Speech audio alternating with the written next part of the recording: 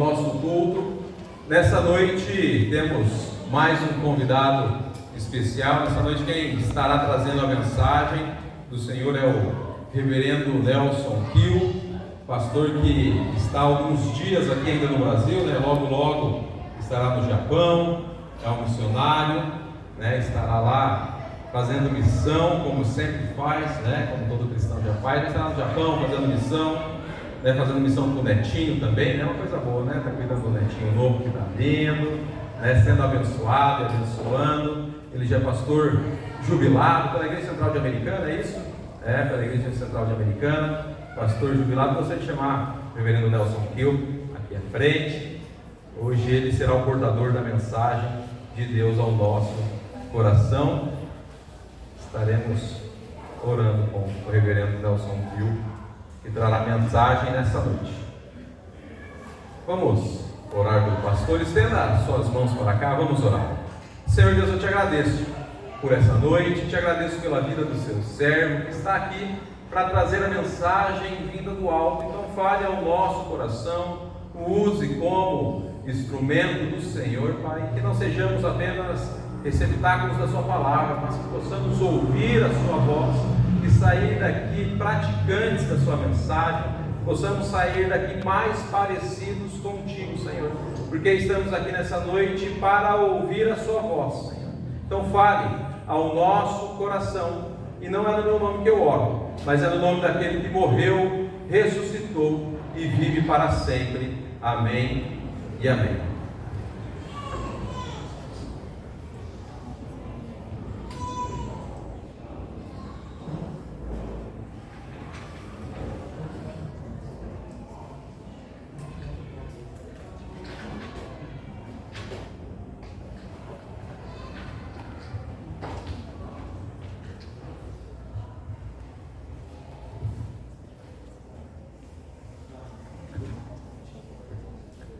Boa noite, irmãos. Que a graça e a paz do Senhor Jesus esteja com cada um de vocês, com a igreja, com aqueles que estão presentes nesse local, com aqueles que assistem ou vão assistir a live posteriormente. Que Deus continue abençoando a todos. Quero aproveitar para saudar a igreja e cumprimentá-la por esta ocasião festiva do 26º aniversário. Já estive aqui outras vezes e me alegro em rever os irmãos, em conhecer outros, conhecer o reverendo Alan. Deus continue abençoando toda a comunidade, abençoando o pastor, sua família, abençoando os oficiais da igreja, os líderes de cada departamento, de cada ministério. A obra de Deus é especial e importante, e ela não para jamais. As portas do inferno jamais prevalecem contra a igreja de Jesus. Damos graças, porque nestes anos todos, a palavra de Deus tem sido anunciada pela instrumentalidade dos irmãos. Certamente, quantas coisas já aconteceram nestes 26 anos, quantos motivos de gratidão a Deus a igreja tem, mas muita coisa boa ainda está por vir. Convém a igreja permanecer de olhos postos no Senhor, de cabeça erguida para o céu, atenta, sensível a voz e a direção do Espírito para cumprir o ministério que Deus deu à igreja até a volta de Cristo. Quero convidar os irmãos para a leitura de um versículo da palavra do Senhor, texto bastante conhecido no livro dos Salmos, capítulo 127, capítulo 127 do livro de Salmos.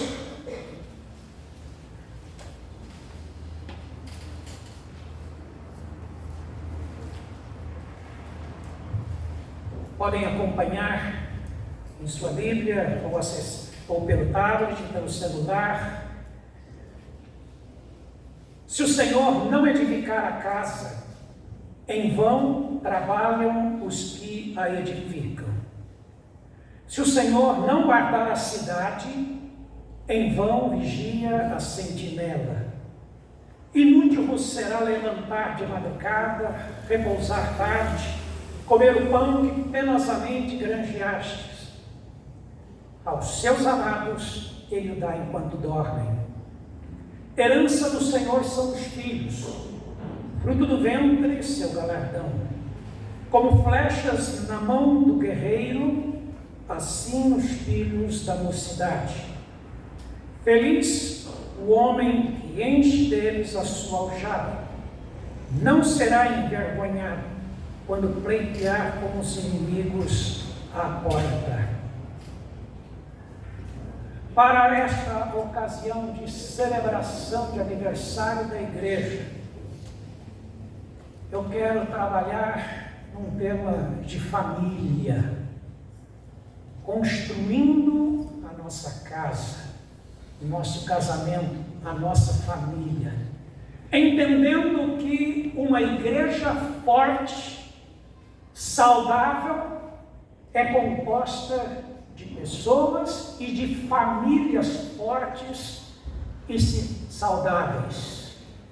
Se nós estivermos bem no casamento, abraçando os propósitos divinos e cumprindo a sua palavra, nós estaremos contribuindo para que a igreja seja forte e saudável, para que a igreja cumpra o seu ministério.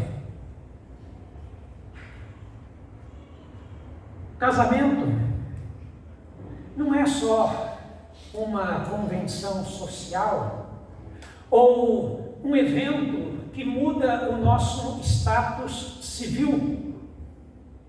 Casamento é a união estável entre um homem e uma mulher, sob a bênção do único Deus, Criador e idealizador da família, e visa o bem-estar, não só do casal, dos filhos, mas da humanidade. E ainda visa a perpetuação da espécie. Todavia, o casamento não é uma instituição pronta. Não é uma instituição acabada. Não é uma instituição solidificada. Precisa ser construído pelas partes envolvidas para que o ideal seja alcançado. Hoje eu quero lembrar a igreja. Lembrar, porque eu não vou ensinar nada novo.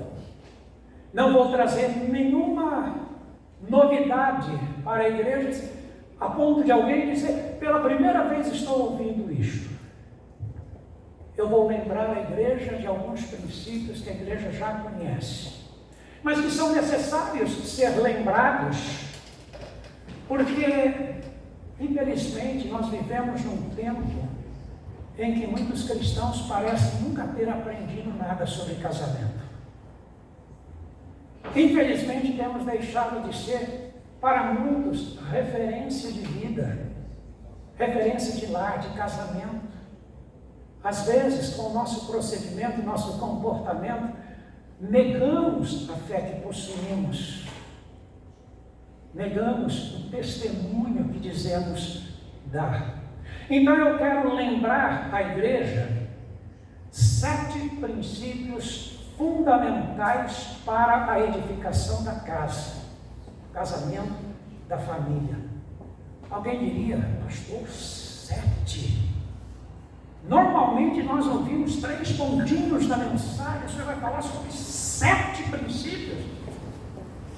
Isso é o que dá convidar um pastor jubilado, que não prega mais constantemente. Então a gente, quando tem oportunidade, a gente quer falar bastante. O pastor não me deu essa oportunidade, mas eu imagino que até meia-noite é o dia de hoje. Até meia-noite podemos estar aqui tranquilamente, à vontade, para meditar na palavra do Senhor. Brincadeira, não quero usar todo esse tempo não. Vai até 5 da meia-noite, a gente vai lá. Eu quero me servir do relato bíblico da criação e da instituição do casamento. Os irmãos podem abrir a Bíblia ou acessá-la nos 3 primeiros capítulos do livro de Gênesis e manter a Bíblia aberta. Gênesis, nós vamos ler algumas porções, alguns versículos, enquanto trazemos a meditação da palavra do Senhor, para mostrar que nós estamos em obras. Nós estamos em obras, estamos construindo o nosso lar, estamos construindo o nosso casamento. E essa obra não vai ficar pronta tão já. Durante toda a vida, toda a existência do nosso laço, sempre vamos ter o que construir. Primeiro princípio para a edificação da casa, do casamento ou da família. Encontramos no capítulo 1, no verso 27. Criou Deus, pois, o homem à sua imagem.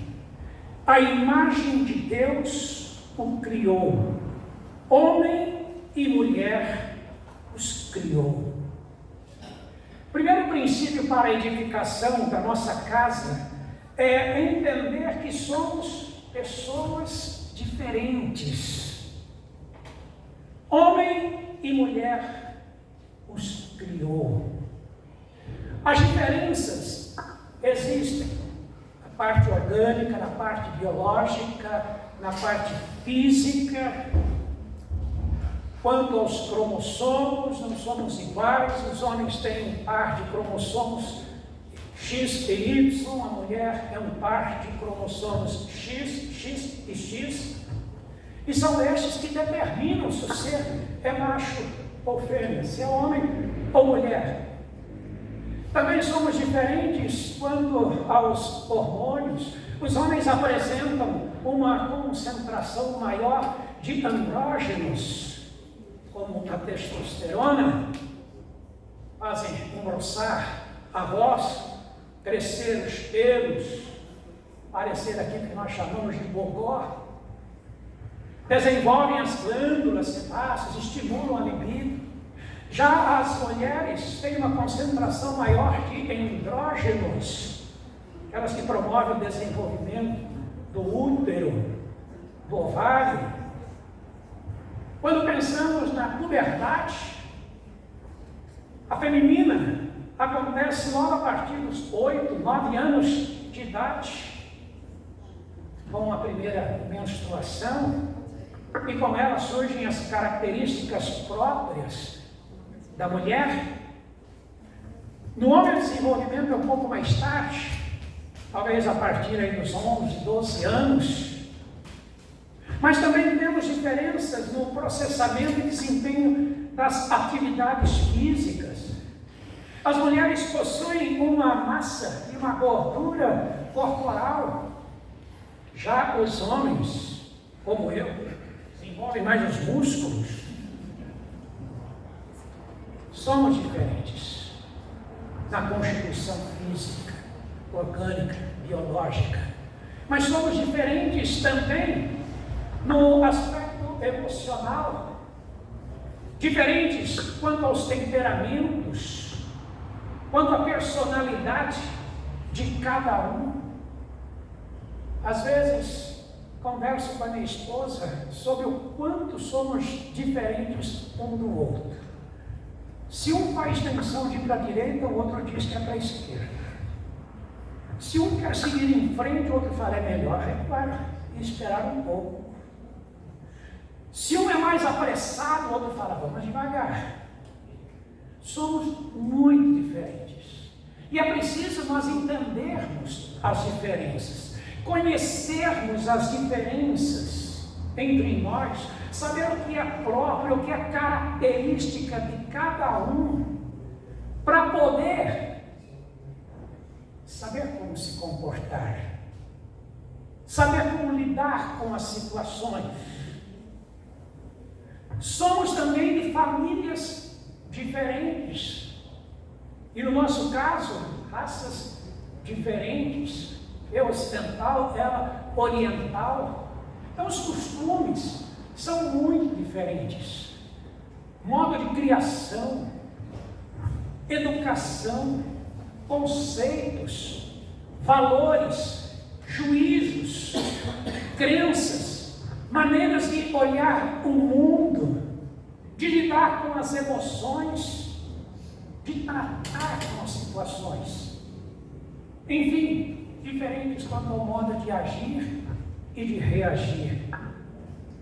Quantas vezes no casamento acontecem conflitos, discussões, crises? E boa parte desses conflitos se dá justamente pelas diferenças que existem entre nós. Muitas vezes queremos exigir que o outro pense como nós pensamos, veja como nós vemos as coisas, fale como nós falamos. E não vai acontecer assim. Continuaremos sendo diferentes e dando razão às diferenças. Temos de entender isso para podermos resolver boa parte dos conflitos. A palavra de Deus, nossa regra de fé e prática, traz uma porção de instruções quanto à diversidade humana, como os mandamentos do amor, do perdão, da sujeição mútua, da comunhão, do respeito, da honra, da instrução, da oração um pelo outro. E temos de aplicar esses princípios na nossa vida para vivermos bem. Deus deseja para o casamento harmonia e não confusão, paz e não guerra, união e não divisão, comunhão e não competição.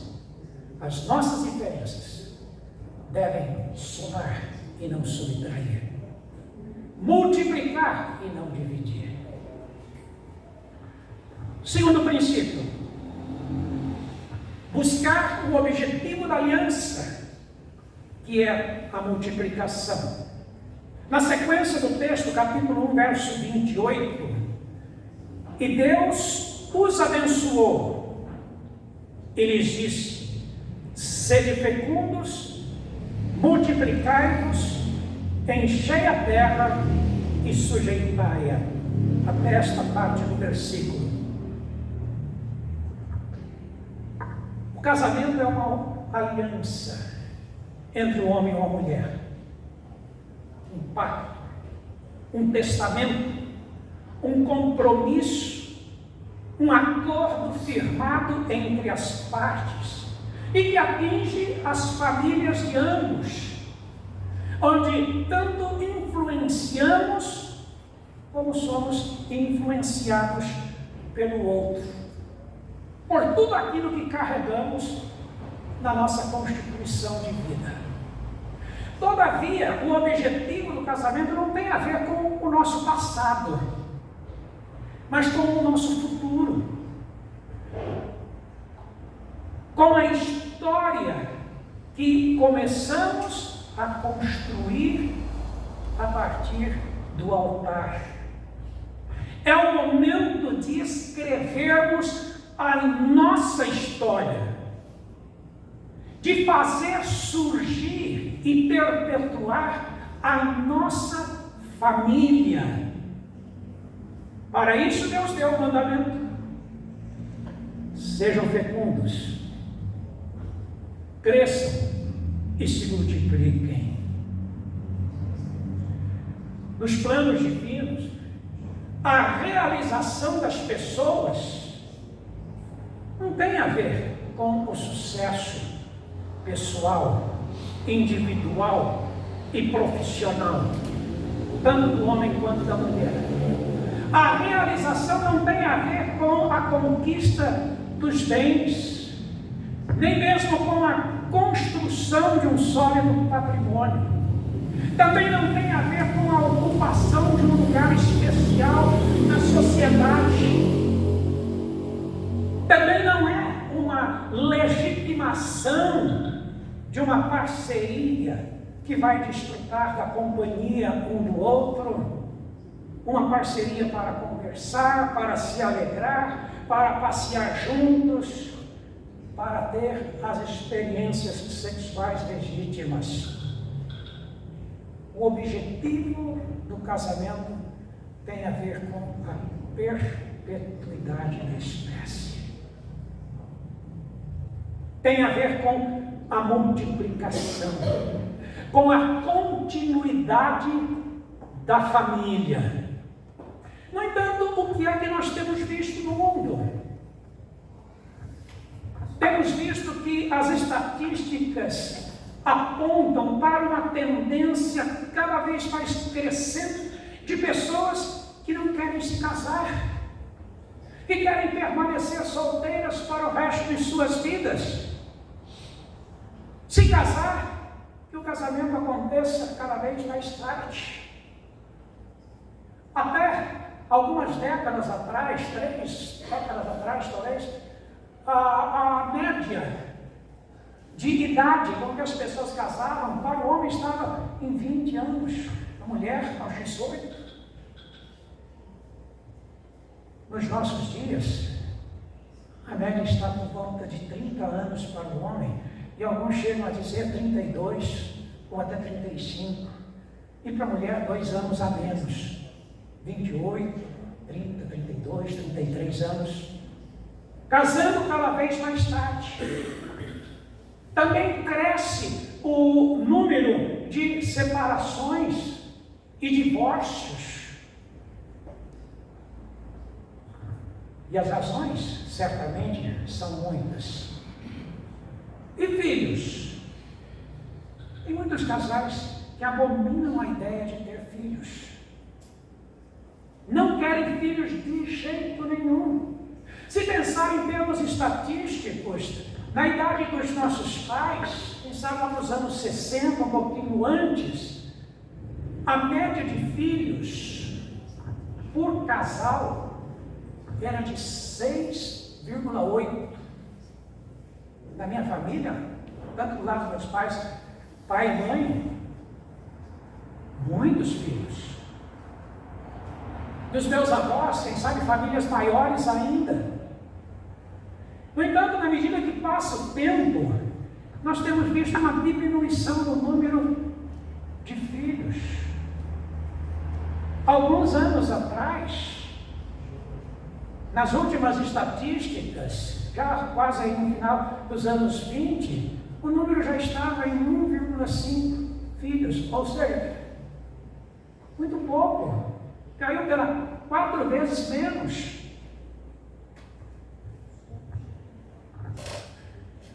Também não vamos exagerar. O mandamento crescer e multiplicar, e a gente não precisa mais cumprir a risca, porque já tem bastante crianças e bastante pessoas no mundo. Mas não tem coisa melhor e que mais traz realização para o homem e para a mulher, é o nascimento de um filho. Eu me lembro quando nasceu minha primeira filha, Thelma, na maternidade, quando eu a vi pela primeira vez, estava quase pedindo um balde enorme, de tanto que babava. Era ver ali a utilidade, a vitalidade, a realização, a consumação do casamento. O casamento não foi feito para ser vivido apenas entre o homem e a mulher, mas para a multiplicação da espécie, para a geração de filhos. Nós temos vivido uma época profetizada pela palavra de Deus, onde os homens são cada vez mais amantes de si mesmos, só pensam em si, só se preocupam com seus sonhos, com seus objetivos. Não dá tempo e não querem ter problemas ou entraves com a chegada de filhos, porque dizem que isto vai atrapalhar a caminhada, que vai impedir de alcançar os objetivos na vida. Muitos dizem: filhos atrapalham, filhos exigem atenção, dedicação, sacrifício. Filhos são caros. Outros dizem que o mundo é mau, cheio de mentiras, de sujeiras, de violências, de doenças, de mortes. Nós não queremos que os filhos façam crescer as estatísticas da delinquência. Irmãos, esse pensamento adotado pelo mundo não pode ser o pensamento do cristão. Não pode ser os nossos pensamentos. Porque o que a Bíblia ensina sobre filhos é muito diferente do que o mundo ensina. Filhos são herança do Senhor, como lemos no Salmo. O fruto do ventre, seu galardão. É a realização pessoal do ser humano. É a razão da existência do casamento. É caro para crianças do mundo? Claro que é. Mas é um investimento na humanidade. É difícil educar, não resta dúvida, mas temos a palavra de Deus para nos orientar. É perigoso? Sim, muito perigoso. Mas quem nos guarda é Deus, muito mais do que nós, como pais. Filhos podem ser vítimas de tragédias e da maldade. Infelizmente, eles estão sujeitos a isto. Mas por que não pensar que filhos podem ser grandes servos de Deus? Por que não pensar que filhos podem ser pessoas tementes ao Senhor? Que podem ser comprometidos com os ideais do reino de Deus?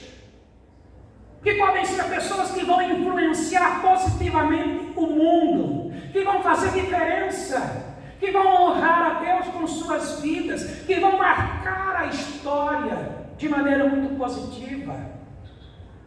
Sempre lembrando que os nossos dias e os dias dos nossos filhos, todos eles estão escritos no livro da vida. E foi Deus quem escreveu tudo isto. Por que não confiar nele? É a multiplicação da espécie. É a educação dos filhos. É a oração deles. É o investimento neles, para que sejam pessoas melhores do que nós. E sirvam muito mais a Deus do que nós servimos.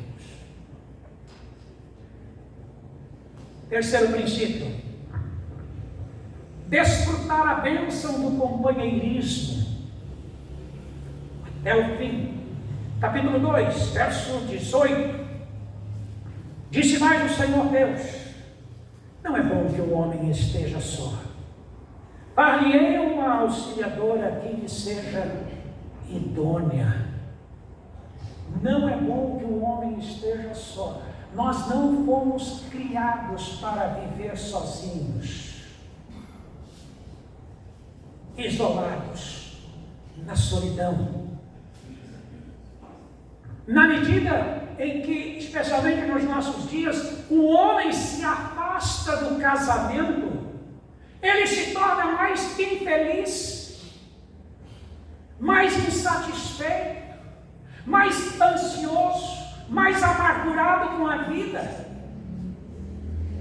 E isso, sem ele perceber, vai gerando no seu interior um espírito de competição com o próximo, de rivalidade com ele, de obsessão por seus objetivos. E a corrida da vida vai se tornando cada vez mais desenfreada, porque ele quer a todo custo alcançar os objetivos propostos. E nessa corrida, se não dá do jeito certo, ele acaba usando do jeito errado, perdendo muitas vezes o bom senso, negligenciando a boa educação, abandonando os valores éticos, morais, espirituais, quer aqueles herdados, quer aqueles adquiridos com a própria experiência de vida. Ele transgride regras, transgride leis, ele nega os amigos, ele pisa nos concorrentes, ele quer porque quer alcançar os seus objetivos.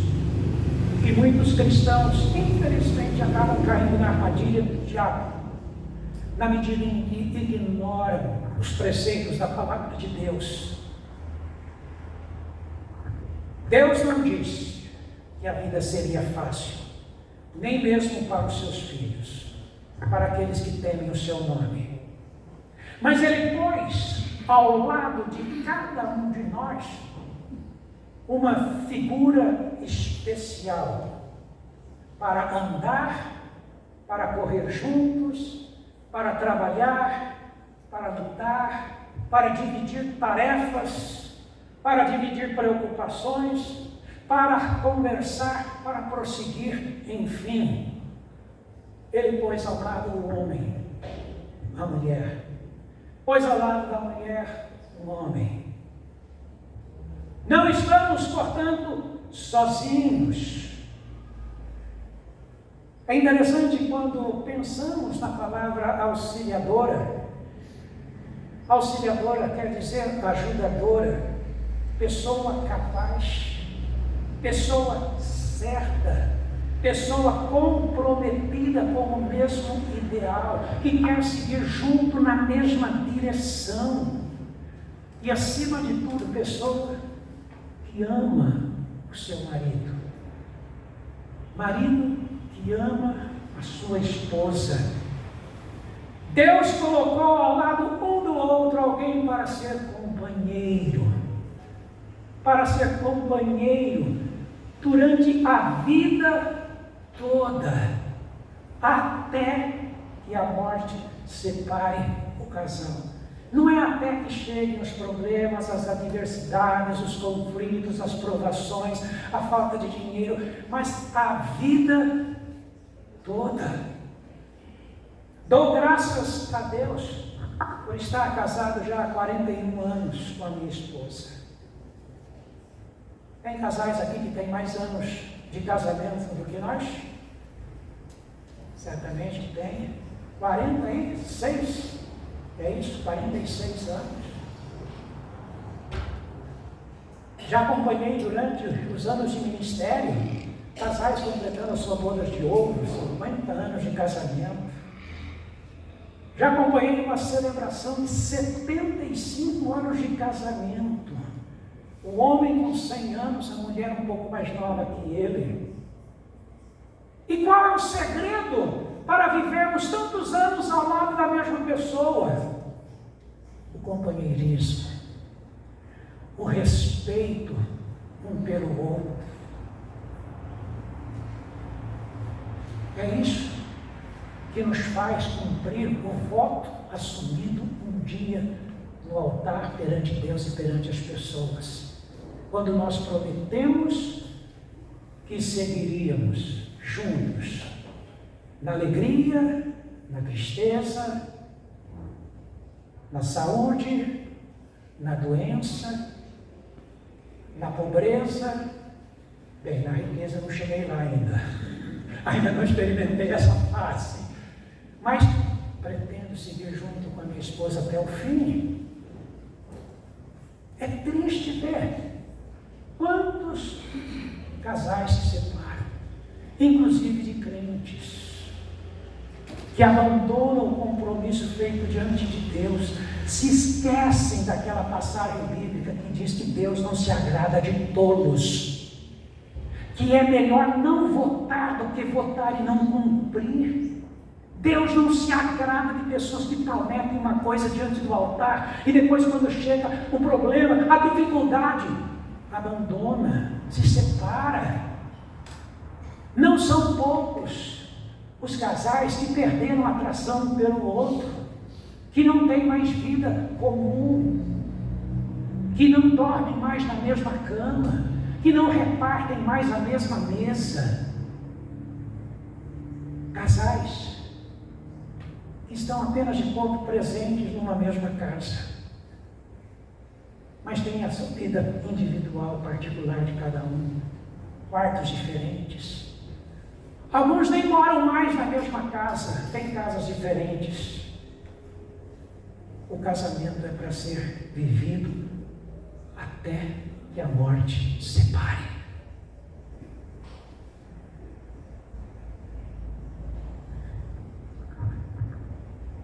Princípio seguinte, quarto casamento, quarto princípio. Não é quarto casamento, não, casamento é um só. Quarto princípio, responsabilizar-se pelo bem-estar do cônjuge. Ainda no capítulo 2, versos 21 a 23, é bonita essa passagem. Então o Senhor Deus fez cair pesado sono sobre o homem, e este adormeceu. Tomou uma das suas costelas e fechou o lugar com carne. E a costela que o Senhor Deus tomara ao homem, transformou-a numa mulher e a trouxe. E disse o homem: esta afinal é osso dos meus ossos e carne da minha carne. Chamar-se-á varoa, porquanto do varão foi tomada. Muitos pais ficam apavorados quando têm que entregar uma filha ao matrimônio.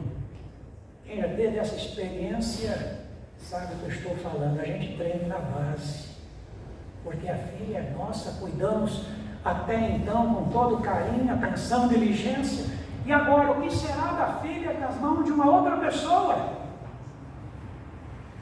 Mas não só os pais, mas os próprios filhos ficam tensos, ainda mais quando conhecem a família do outro e sabem que a filha foi bem cuidada. E agora ele entende que a responsabilidade é sua, de cuidar da esposa, de alimentar, de sustentar, de proteger. E pensa, será que vou dar conta?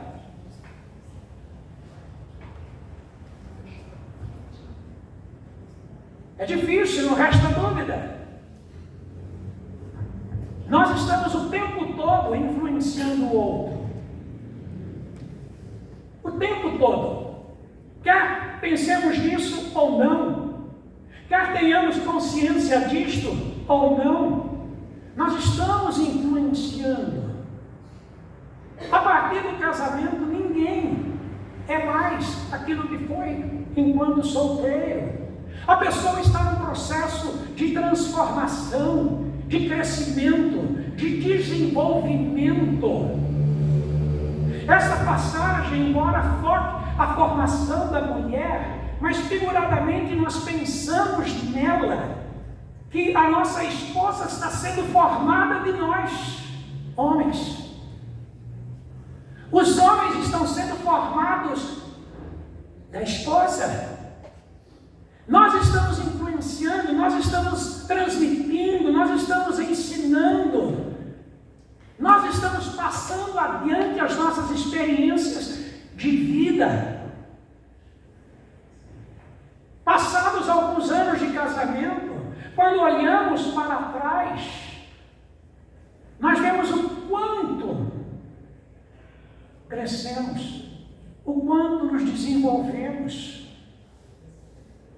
Se as influências foram boas, suspiramos, aliviados, ficamos alegres, agradecidos a Deus.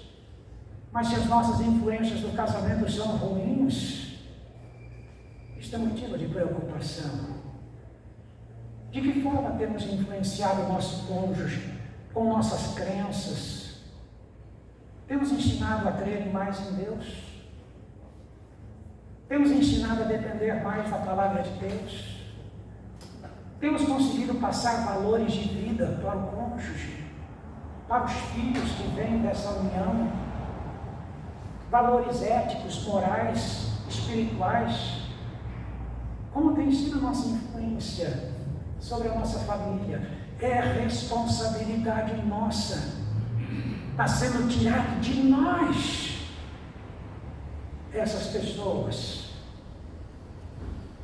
Temos que lembrar que um dia daremos contas a Deus de todas as coisas e de todas as pessoas que Deus pôs sobre a nossa responsabilidade.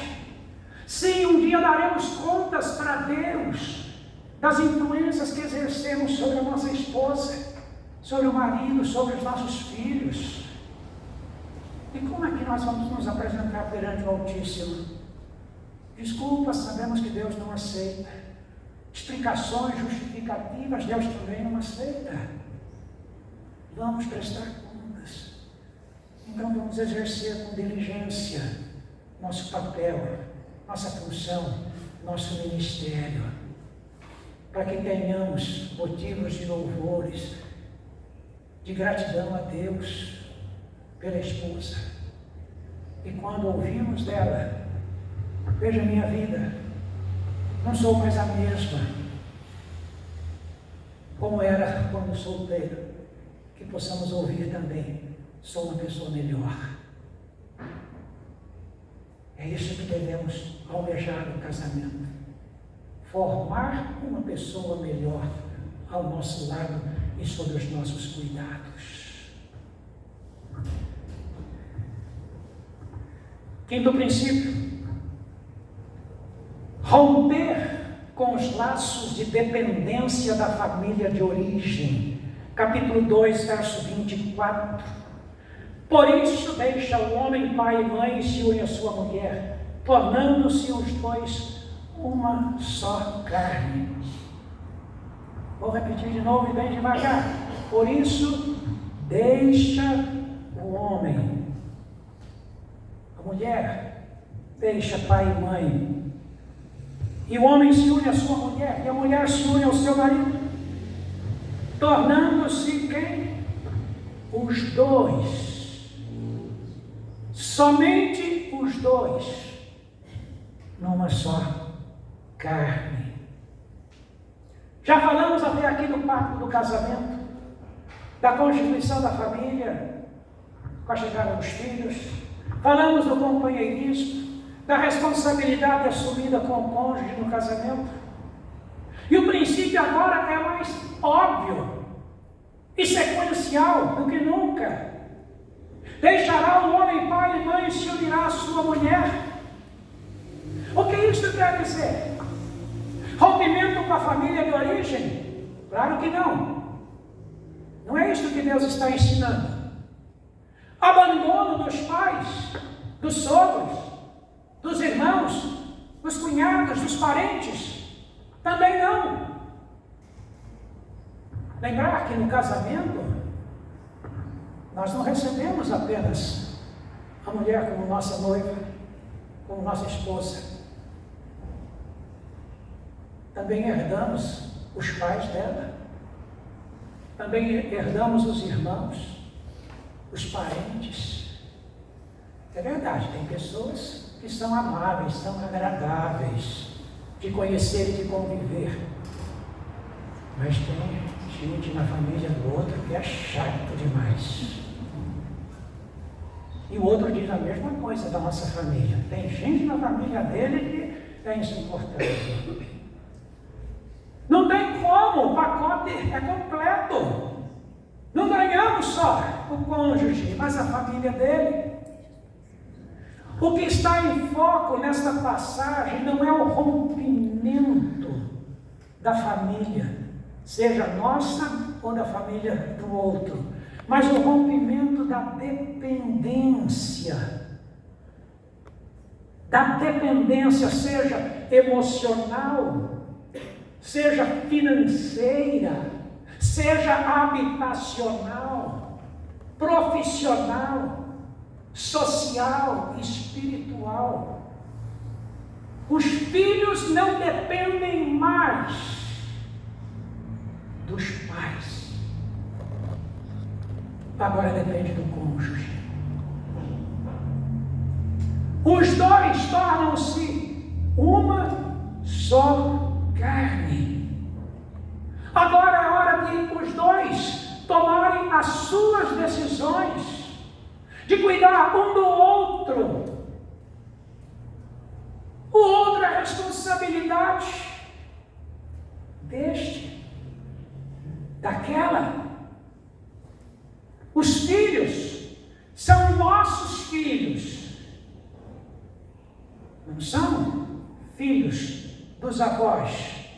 Não são filhos dos tios ou das babás. São nossos filhos e temos de cuidar deles. Isto serve para quando chegar nos problemas, não ficarmos correndo na casa dos pais para os conselhos, ainda que os conselhos dos pais serão sempre úteis e bem-vindos. Mas primeiro pensar em nós mesmos resolvermos os nossos problemas. Serve para quando vierem as provações, os conflitos, as discussões no casamento. Não temos de correr para a casa dos pais e contar o que está acontecendo, porque os problemas são nossos e nós temos de resolvê-los. Nós vamos contar sim com a ajuda deles quando preciso, mas não será no primeiro momento. Temos de aprender a lidar e resolver as coisas entre nós mesmos.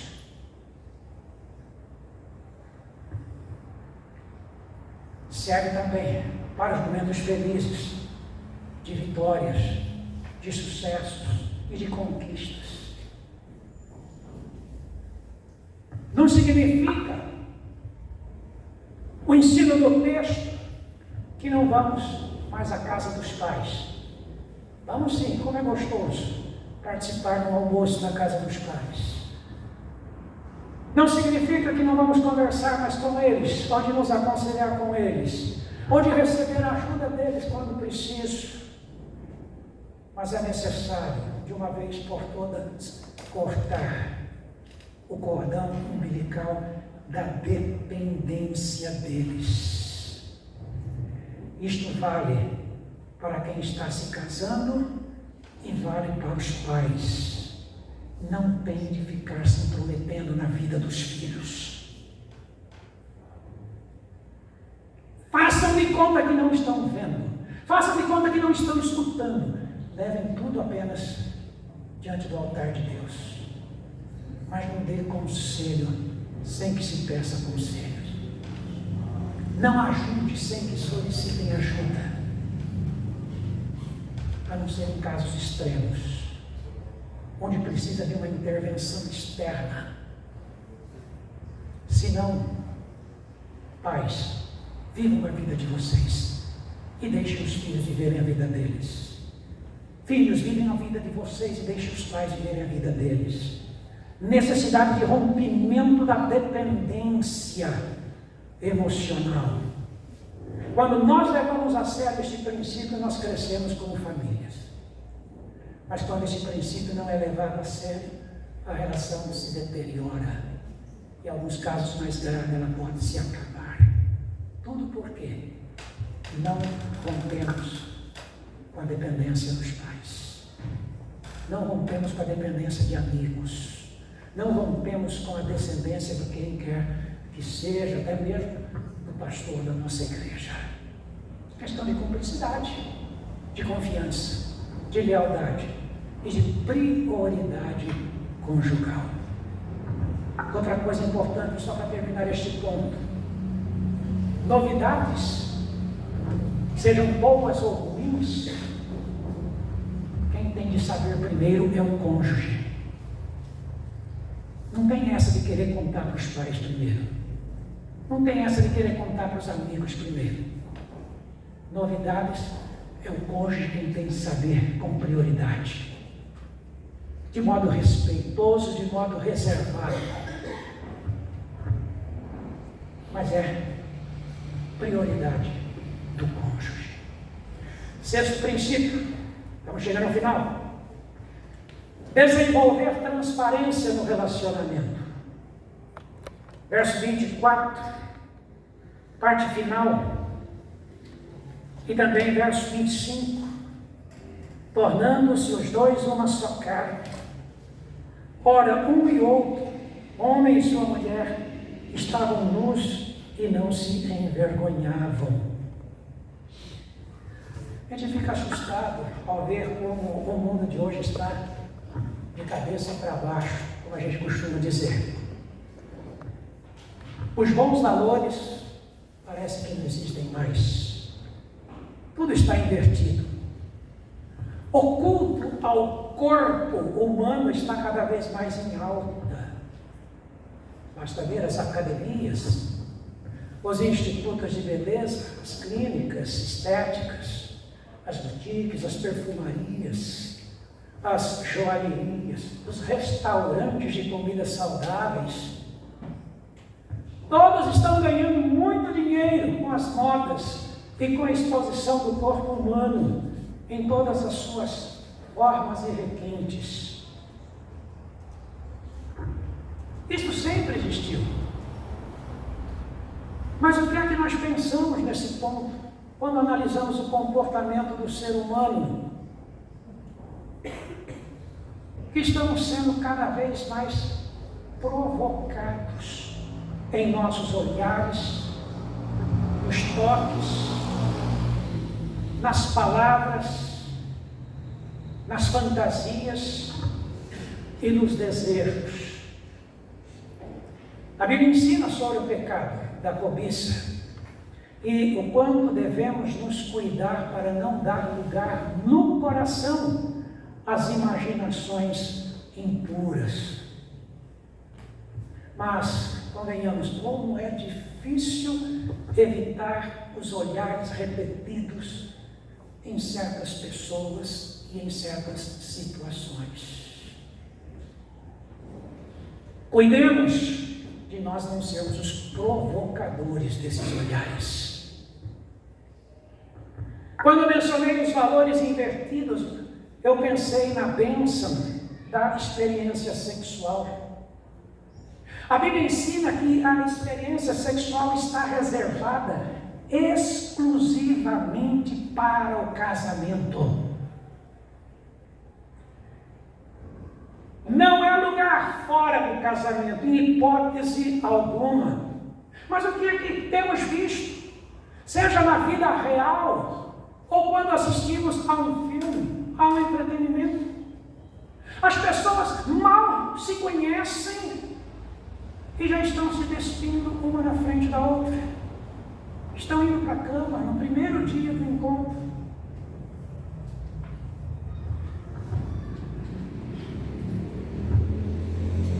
Outros mal assumem a relação de namoro e já vivem maritalmente na mesma casa.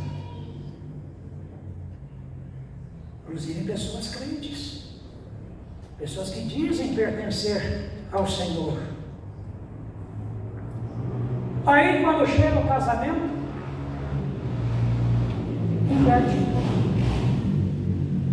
Se antes no casamento as pessoas se despiam, agora com o passar do tempo elas vestem armaduras, e um já não se despe com a mesma alegria e liberdade diante do outro. Já não se dá a conhecer, não se dá ao prazer com o outro. Vão se distanciando pouco a pouco, até chegar no ponto que mencionei atrás, de não terem mais nenhuma vida em comum, de não dormirem mais na mesma cama, de dormir em quartos separados ou em casas separadas. Alguns até com orgulho dizem que não têm experiências sexuais com a esposa ou com o marido há semanas, meses, anos. Gente, isso não é bom. Não foi assim que Deus idealizou o casamento. Não é assim que ensinam as escrituras sagradas. O sexo é bom e precisa ser desfrutado com regularidade, porque é bênção para o casal, para todas as áreas da vida. É bênção, é investimento na unidade que estão construindo. Só há um motivo para um privar o outro do sexo. Está lá em Coríntios. Para que ambos se dediquem à oração, à santificação. E isto por um curto período de tempo, e logo voltem a se relacionar, para não caírem na tentação do diabo. Quero ainda falar da transparência no relacionamento, na comunicação, no comportamento, na confiança nutrida um pelo outro, na fidelidade, na sinceridade, na verdade do relacionamento. Nada tem de ser escondido do outro. É despir-se do outro, diante do outro, revelar todo o seu interior, toda a sua sinceridade, todo o seu amor, todo o seu respeito, toda a sua vida, enfim, para que o outro conheça, para que um possa ajudar o outro, um possa apoiar o outro, um possa saber o que está acontecendo com o outro e estender a mão para o outro. Se nós nos escondemos, se nós nos fechamos, se nós não exprimimos nossos sentimentos, nossos desejos, nossas aspirações, como que o outro vai saber? Como que o outro vai ajudar? No namoro as pessoas conversam sobre tudo o tempo todo. Aí no casamento se fecha. Cada um vive a vida para si mesmo. Não podemos ter vergonha de nos abrir para o cônjuge, de contar tudo para ele, saber que ele vai ouvir com amor, vai ouvir com respeito, com consideração, vai levar isso diante de Deus, não vai ficar esparramando para familiares e para amigos. É isso que a Bíblia está ensinando. Não ter vergonha, não ter o que esconder do outro. E por fim, sétimo princípio, contar sempre com a bênção do Criador. Capítulo 3, verso 8. Quando ouviram a voz do Senhor Deus que andava no jardim pela viração do dia, esconderam-se da presença do Senhor Deus, o homem e sua mulher, por entre as árvores do jardim. Casamento não é brincadeira de casinha, não é história ou filme de aventura. Certo que em alguns casos o filme é mais de suspense, de terror, mas não precisa ser assim no nosso casamento. Não é passatempo, não é modalidade de vida, tida por muitos como economicamente mais em conta. Casamento não é fuga da casa dos pais, não é liberdade para viver as experiências sexuais sem peso na consciência. É união, é pacto, é aliança, é compromisso de um homem e de uma mulher firmado entre as partes, diante das famílias, diante das testemunhas, diante da sociedade, diante da igreja, diante de Deus. Quando a Bíblia fala de casamento, ela fala de união firmada até o fim da vida do casal. Fala da comunhão total de corpos, mente e coração. Fala de ser bênção um para o outro, de ser motivo de alegria, inspiração, de desafio para o outro. Fala de companheirismo, de cuidado, de proteção, de sustento, de amor, de perdão, de honra, confiança, de fidelidade. Fala da construção de uma vida melhor para ambos e para os filhos, frutos dessa união. Porém, quando o jovem pensa em casamento, ele treme e ele se assusta. Pensa, será que eu vou dar conta disso? Será que vou dar conta disso? Graças a Deus, nós que conhecemos a palavra do Senhor, que não estamos sozinhos nessa empreitada. Porque Deus, o Criador, o idealizador do matrimônio, está conosco. E isso tem sido assim desde o princípio.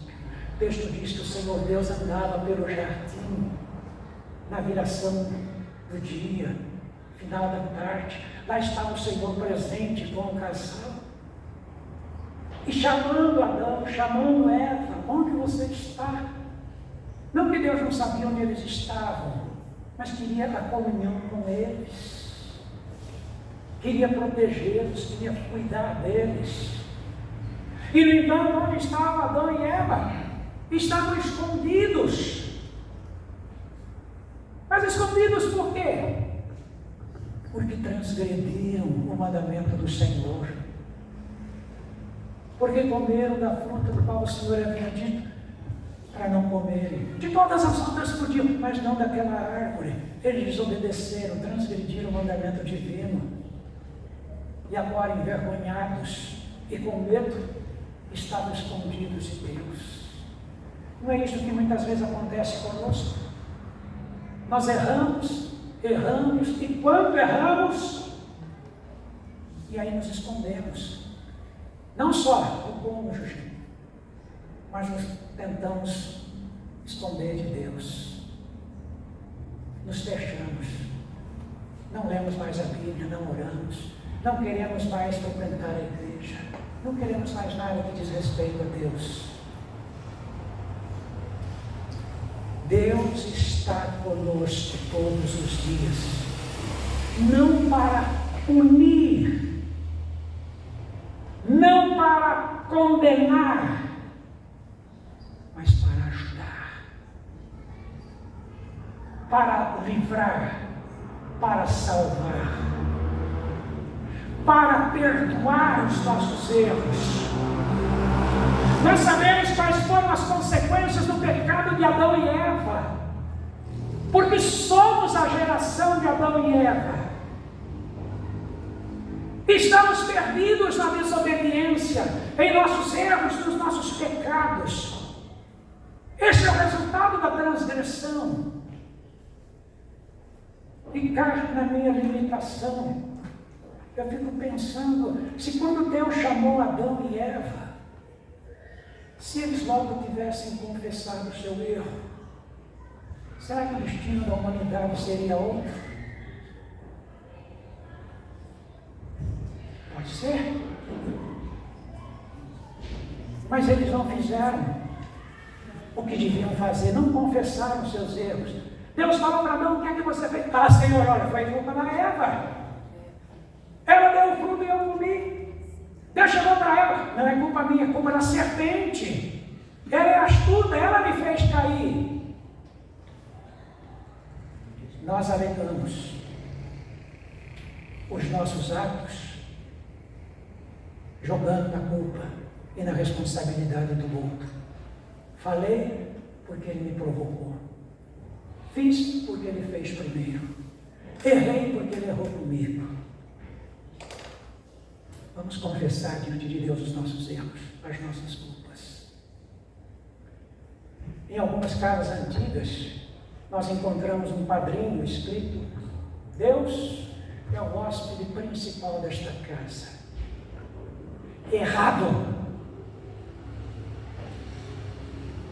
Deus não está para ser hospedeiro, Ele está para ser Senhor, cuidador, protetor, ajudador nosso, em todas as horas, todos os dias, todas as situações. É Ele que vai nos ensinar a sair das encrencas que nos metemos.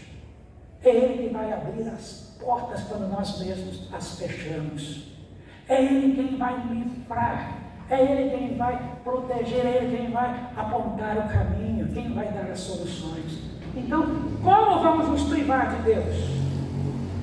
Muitos casamentos estão deteriorados porque Deus não está presente neles.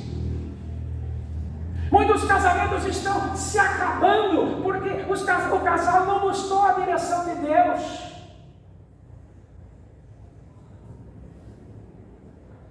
Vamos nós ser diferentes.